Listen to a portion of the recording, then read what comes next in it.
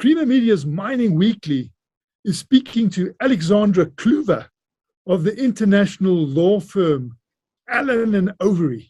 Alexandra, we are reading just about every day about green hydrogen valleys and green hydrogen corridors.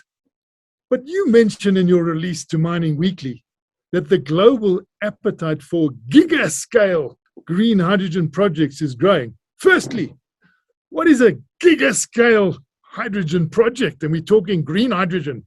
What we mean by gigascale projects is in essence just the size. So in essence, what we're talking about here is the size of the project itself, and giga just means the amount of gigawatts of renewable energy that you would use in order to produce said hydrogen, and that can vary quite dramatically depending on where the project is taking place. And as you say, we're hearing a lot of noise in the market around green hydrogen, and this is true across the globe, particularly in parts of the world where the resources to make it are more available. So be that in the Middle East or Australia, certain parts of America, and obviously, helpfully also Southern Africa. Now this is coming to the fore. And we have, the land mass and the resource, the natural resource by way of wind and solar to be able to produce gigascale projects. So that's what we're talking about here. And in money terms, what would you quantify in rand values, South African rands, to be a gigascale green hydrogen project? That's difficult to say, and will obviously depend entirely on the size we're talking about. But we're probably talking multi-billion dollars. So in rands, then the equivalent thereof. These are very, very large projects in terms of initial capex outlay. By way of example, the renewable component factor on its own.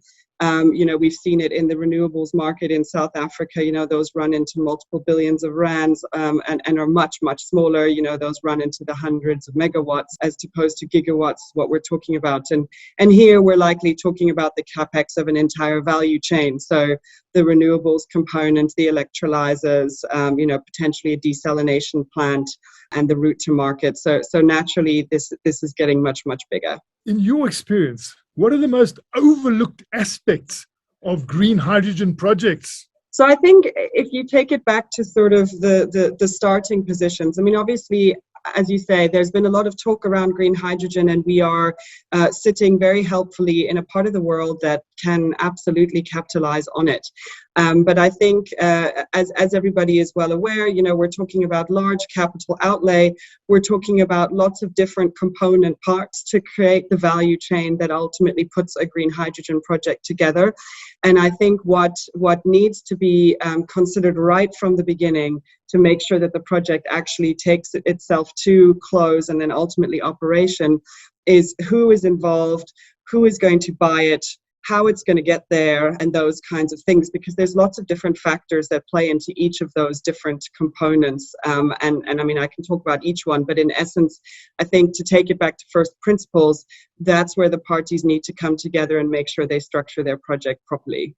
And you've spoken of risks associated, and you say they are considerable. Can you talk us through those risks? So I think, and we see this frequently in the project space more generally when large-scale projects are trying to get off the ground. Obviously, when we're talking about such large capital outlay, we need to ensure that a project is what we like to call bankable, meaning that financiers will put a lot of money behind it in order for it to actually be funded. And in order to get that right, we need to make sure that there is a certain revenue stream on the other end.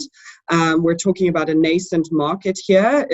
Green hydrogen is something that I think a lot of people want and need, including to increase their decarbonization efforts, including around Europe, but also regionally and locally. But we need to make sure that we have the right offtake strategy, for example, so that we have a certain revenue stream on the other end in order to be able to put the funding in at the front and make sure that it gets repaid ultimately over time. As the market matures, those types of concepts are a lot easier to achieve, but certainly at the early stages, a certain offtake arrangement, for example, and a certain route to market are critical. And turnaround times, we always want turnaround times to be accelerated. Roughly how long does it take to complete the building of a gigascale hydrogen project? I think we would be talking a number of years here. And again, these projects across the world are all in the fairly early stages of being negotiated. So, you know, there isn't much information yet on how long it will take to build one. But if one talks about other projects of this nature, whether it's in the LNG space or in the renewable space, you're certainly talking sort of 4 or 5 years, probably. And in your elaborate release to us, you spoke about 3 big projects. You mentioned them. Give us some insight into these, please. Unfortunately, given the confidential nature of the work that we're involved in, I can't give you much detail around the projects. But what I can tell you is that the ones that I was referencing are all in the Middle East. And these are projects that our teams in the Middle East have been working on in terms of bringing green hydrogen to market. What I can also say is that we as a firm are involved globally in a number of green hydrogen efforts, including projects that have taken place and are in process across Europe and now in America and Australia.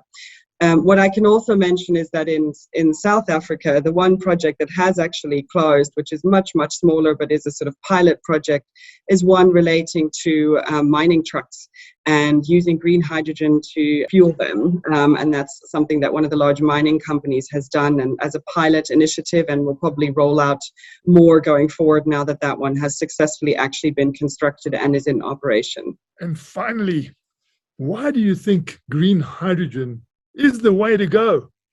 Well, I think there's lots of reasons. I mean, we all know that, you know, decarbonization and net zero are sort of global targets that we all need to achieve.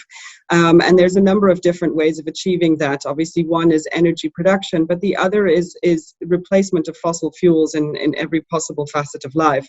Now, green hydrogen, helpfully, is a fuel that can be produced entirely from renewable energy.